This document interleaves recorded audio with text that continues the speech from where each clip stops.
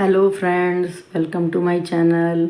आज मैं फिर से आ गई हूँ और आपको अच्छा अच्छा खाना बनाने सिखाने। तो अब क्योंकि नवरात्रे चल रहे हैं तो हमें एक अच्छी सी थाली बनाते हैं।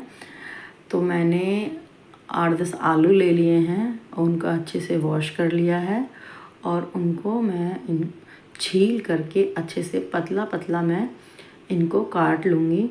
याद रहे, आलू ज़्यादा मोटे ना काटें आप और पतले ही रखें, जिससे कि पकौड़ियाँ जब हम बनाएंगे तो वो बहुत क्रिस्पी निकलेंगी। तो मैंने सारे आलू पतले पतले करके काट लिए हैं। ऐसे ही काट लेने हैं हमें आलू, जैसे हम अपनी पकौड़ियों के लिए काटते हैं बेसन वाली है, ऐसे ही मैंने पतले पतले आलू ये काट लिए हैं।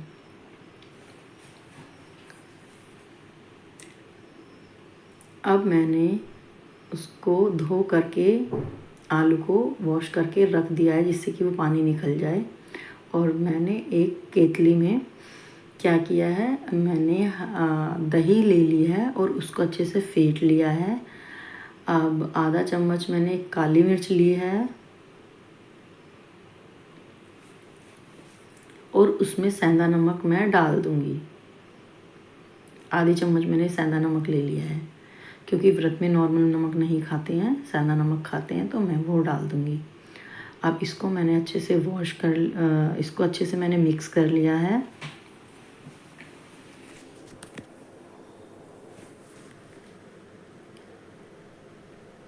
अगर जो आपको दही सिंपल दही का बनाना है तो ऐसे ही बना सकते हैं, और नहीं तो इसमें पानी मिक्स करना चाहें तो आप पानी मिक्स कर सकते हैं। तो मैंने थोड़ा सा पानी इसमें मिक्स किया है, क्योंकि दही थोड़ी गाढ़ी थी, तो इसीलिए मैंने इसमें थोड़ा पानी डाल लिया।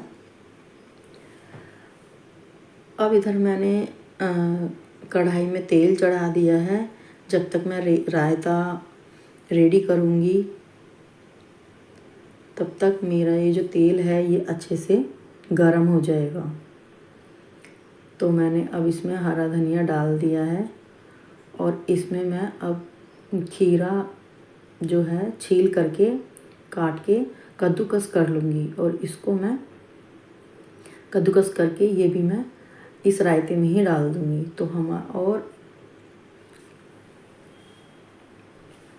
अब क्योंकि मैं व्रत का खाना बना रही हूँ तो थोड़ा सा डिफरेंट तो बनाना ही चाहिए ना हम लोगों को, माता रानी को खिलाने के लिए। तो इसीलिए मैंने अब एक खीरा लिया है, उसको छील करके और कद्दूकस कर लेंगे बारीक बारीक।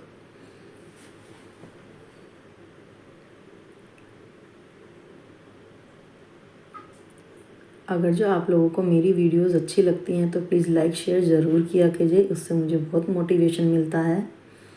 और कमेंट ज़रूर करें कि आप मेरी वीडियो कहाँ कहाँ से देख रहे हैं, मैं भी तो जानूँ कि मेरी वीडियोस कहाँ कहाँ तक जाती हैं। तो अब हम लोगों ने ये खीरा कद्दूकस कर लिया है मैंने, और इसको मैं अब इसी रायते के अंदर डाल दूँगी।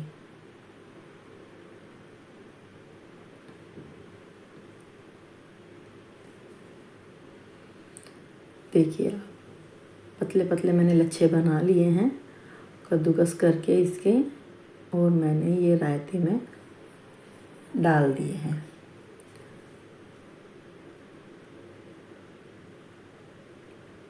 अब अच्छे से हम मिक्स कर लेंगे रायते को, जो हमने खीरा कद्दूकस किया था। अब हम एक टमाटर भी ले लेंगे और उसको भी हम महीन महीन काट लेंगे, बिल्कुल बारीक बारीक। हो सके तो इसका जो छिलका होता है उस छिलके को आप उतार लें, क्योंकि वो थोड़ा सा मोटा होता है, तो खाने में थोड़ा रायते के साथ में, रायता जब हम खाते हैं तो वो जो छिलके होते हैं वो मुंह में थोड़ा आते हैं। चाहे तो आप छील करके काट लें, चाहे तो आप बिना छीले काट लें, लेकिन मैंने छील लिया था, क्योंकि बच्चे भी लेते हैं तो थोड़ा सा वो निकालने की कोशिश करते हैं उसको, तो मैंने खुद ही निकाल दिया वो छिलका। तो अब हमने जो रायता हम तैयार करेंगे अपना, वो खीरे और टमाटर का रायता हमारा रेडी हो गया है। ये सारा टमाटर भी मैं रायते में डाल दूँगी। अब ये जो हमारा रायता है वो रेडी हो गया है व्रत वाला। इसको हमने देखिए आप बन गया है रायता। अब इसमें हल्का सा हम धनिया डाल लेंगे और ये खाने में इतना टेस्टी लगता है, यकीन मानिए कि आप नॉर्मल दिनों में भी बना सकते हैं इसको। और जब मैं तो ज़्यादातर तब बनाती हूँ जब मेरे गेस्ट आते हैं, तो ये रायता मेरे गेस्टों को बहुत पसंद आता है, बहुत टेस्टी लगता है ये। फिर वो भी मुझसे रेसिपी पूछते हैं तो मैं उनको भी रेसिपी बता देती हूँ। अब ये रायता हमारा रेडी हो गया है, इसको हम हटा करके साइड में रख देंगे। जब हमारी थाली लगेगी तो हम उसमें सर्व करेंगे। चलिए अब हम आगे के चलते हैं। और मैंने सारे जो आलू थे उसको मैंने एक भगोने में डाल लिया है, जिससे कि हम उसमें कुट्टू का आटा, हरी मिर्च, धनिया सब मैं डाल करके उसे मिक्स कर लूँगी। अब आप थोड़ा इस पे ध्यान दें कि जो कुट्टू का आटा और सिंगाड़े का आटा एक साथ मिक्स करके जब हम बनाते हैं तो उससे दो चीज़ें होती हैं। एक तो वो ज़्यादा गर्म नहीं होता, क्योंकि कुट्टू का आटा बहुत गर्म होता है, और इसमें हम सिंगाड़े का आटा मिला देते हैं तो वो इतना गर्म नहीं होता है, और ये क्रिस्पी भी बहुत निकलती हैं पकौड़ियाँ। तो अब हमने दोनों मिक्स कर लिया है, कुट्टू का आटा और सिंगाड़े का आटा, और मैंने हरी मिर्च, हरा धनिया और लाल क्या कहते हैं, क्योंकि मेरे पास थोड़ी सी लाल मिर्च और थी, हरी वाली जो थी वो भी मैंने इसमें डाल दिए हैं, क्योंकि उसमें कलर बहुत अच्छा आता है, तो वो भी मैंने उसमें डाल दिया था। और इसमें मैंने सेंधा नमक भी स्वाद अनुसार डाल दिया है। और इसको हम अब मिक्स कर लेंगे नमक डाल करके।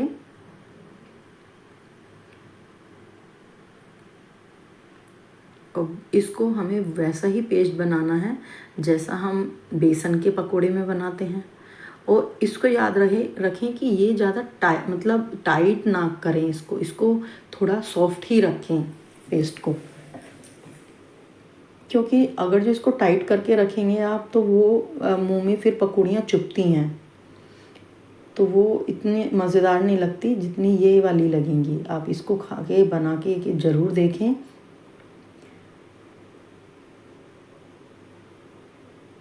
और प्लीज़ कमेंट किया कीजिए अगर जो आप मेरी रेसिपी से खाना बनाते हैं तो मुझे अच्छा लगता है। तो अब हम क्या करेंगे, जो हमने तेल चढ़ा दिया था कढ़ाई में, अब हमने एक एक करके जो पतले पतले हमने आलू काटे थे, हमें बांध करके नहीं डालना है, जैसे हम नॉर्मली बेसन की पकौड़ियाँ बांध करके डालते हैं। बेसन क्या है, बेसन तो जल्दी पक जाता है, लेकिन ये कुट्टू का आटा काफ़ी देर में पकता है और अंदर से कच्चा रह जाता है अगर जो हम मोटे आलू और टाइट करके रखेंगे तो इसीलिए हमें थोड़ा पतला ही रखना है ये पेस्ट टाइप में। और एक एक करके बांध के पकौड़ियाँ मैंने नहीं डाली हैं, इसमें एक एक करके आलू मैंने डाल दिया है। और आप देखिए छोटी छोटी हैं पकौड़ियाँ और बहुत क्रिस्पी निकलेंगी।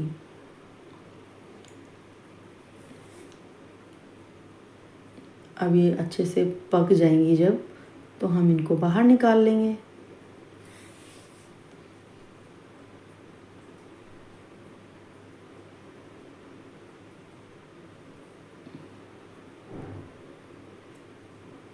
व्रत का खाना बनाने में बहुत मज़ा आता है। और आप देखिए, और ये पकौड़ियाँ टेस्टी भी बहुत लगती हैं। कई बार तो मैं जब व्रत भी नहीं होता तभी भी बना लेती हूँ। मेरे बच्चे बोलते हैं कि मम्मा बना लो, तो मैं बना लेती हूँ। अब आप देखिए, अब हमने सारी पकौड़ियाँ निकाल ली हैं। आपको देखने से भी पता चल रहा होगा कि कितनी क्रिस्पी निकली हैं, और इतनी मोटी भी नहीं है और इतनी वैसी पतली भी नहीं है, छोटी छोटी हैं, ताकि मैंने ये अच्छे से पक जाएं, इसीलिए मैंने एक एक आलू करके डाला है। अब बाकी की जो पकौड़ियाँ हैं वो भी हम ऐसे ही करके कढ़ाई में डाल देंगे, जिससे कि ये पतली पतली जल्दी सीख जाएं। अच्छा, पतला पतला हम डालते हैं एक एक आलू, तो ये जल्दी भी निकल जाती हैं और क्रिस्पी भी बहुत बनती हैं।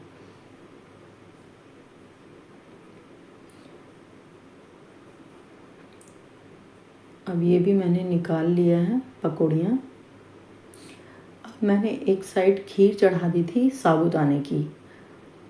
माता रानी को हम मीठा भी तो कुछ देंगे ना, तो इसीलिए मैंने साबूदाने की आधी कटोरी साबूदाना ले धो करके मैंने गर्म पानी चढ़ा करके उसमें डाल दिया। और इसको जब वो उबल गया अच्छे से, तो मैंने अब इसमें दूध डाल दिया है। दूध और चीनी दोनों डाल दिए हैं। चीनी हम बाद में डाल देंगे। दूध और चीनी दोनों को डालने के बाद में हम इसे पकाएंगे जब तक पकाएंगे तब तक जब तक कि इसमें ये उबल ना जाए। और इसको अच्छे से पकाने के बाद में हम इसको सर्व कर देंगे। तो अब ये पक रही है। आप देख सकते हैं इसमें हल्के हल्के उबाल आना शुरू हो गया है।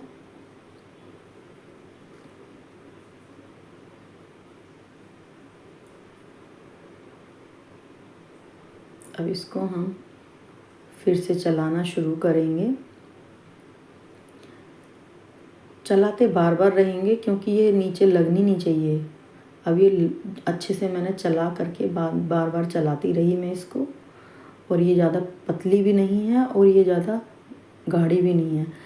वैसे तो हम इसको ज़्यादा डार्क नहीं करेंगे, पतला ही उठाएंगे। क्योंकि ये ठंडा होने के बाद में बहुत गाढ़ी हो जाती है, तो इसलिए हमें पतला ही कटोरी में मैंने इसको सर्व कर लिया है। चीनी इसमें पहले ही डाल चुकी थी मैं।